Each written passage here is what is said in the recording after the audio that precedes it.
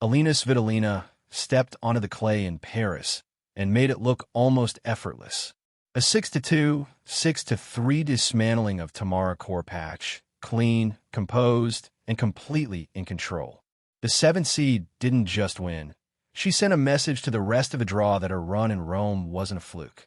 She's carrying that momentum straight into the second week of Roland Garros, and the tennis world is starting to take notice.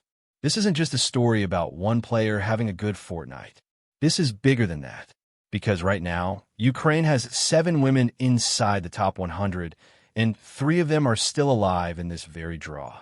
Svitolina, Marta Kostuk, Alexandra Olinikova. 3 Ukrainian women competing on the grandest clay court stage in the world, and each of them carrying something far heavier than a tennis racket onto that court every single time they walk out. After the win over Korpatsch, Svitolina sat down with journalists, and the conversation went well beyond forehand winners and serve percentages.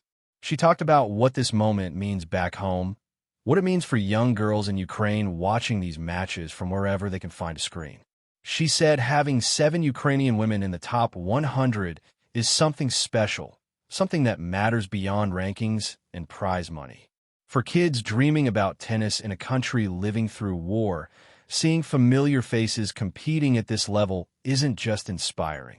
It's proof that the dream is still possible even when everything around you is falling apart.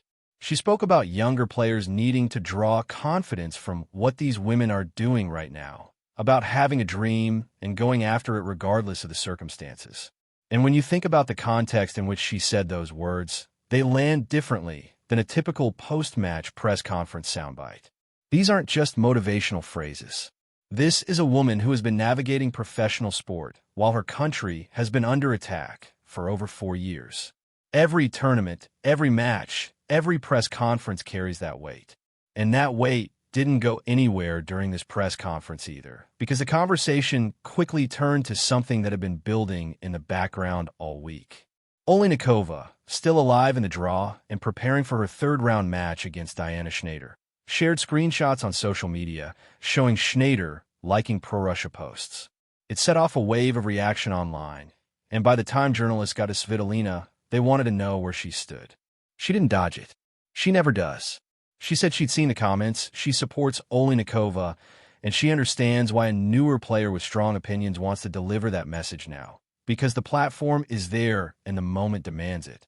Svitolina acknowledged that for players who have been dealing with this for years, some of it has become almost routine, not because it hurts less, but because you simply have to keep functioning.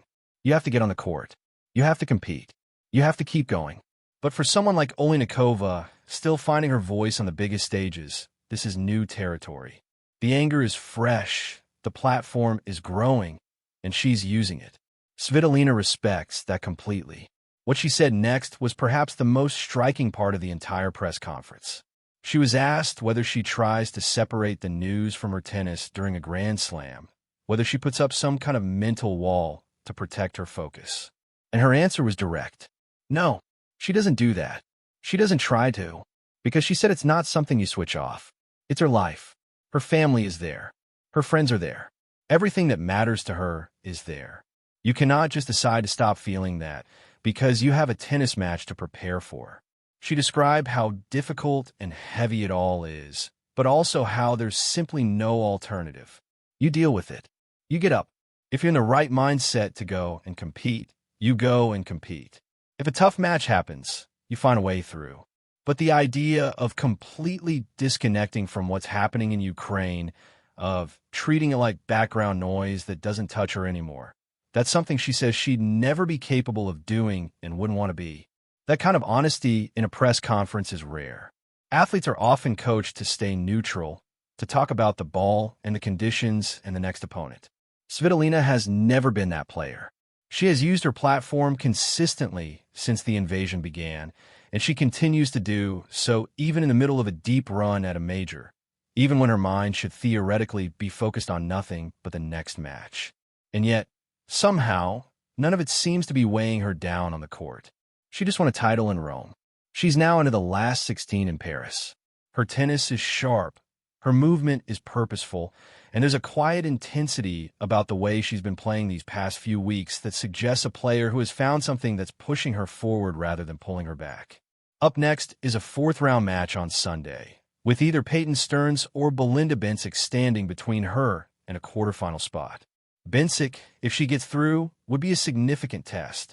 The Swiss player has been rebuilding her career after time away and has always been dangerous on any surface. Stearns, meanwhile, has been developing into one of the more consistent American players on the tour and won't be easy either. Svitolina will have to produce more of the same if she wants to keep this run going. But based on everything we've seen this week, and in Rome before it, there's little reason to think she can't. She's playing some of the best tennis of her recent career, and she's doing it while carrying a weight that most players on tour simply don't have to think about. That contrast is impossible to ignore. While some players are worried about their racket tension or their sleep schedule in a new hotel, Svitolina is thinking about her family back home, about a war that has no end in sight, about 7 Ukrainian women in the top 100, and what that means to a generation of kids who desperately need something to believe in right now. She said herself, it's part of her. She will never switch it off. And somehow, rather than breaking her, it seems to be the thing that's keeping her standing. Roland Garros has always been a tournament full of stories. But this one, Svitolina, Kostuk, Olinikova, the backdrop of everything happening far beyond these clay courts, feels like something different. Something that extends well past tennis. Something worth paying attention to all the way to the final weekend.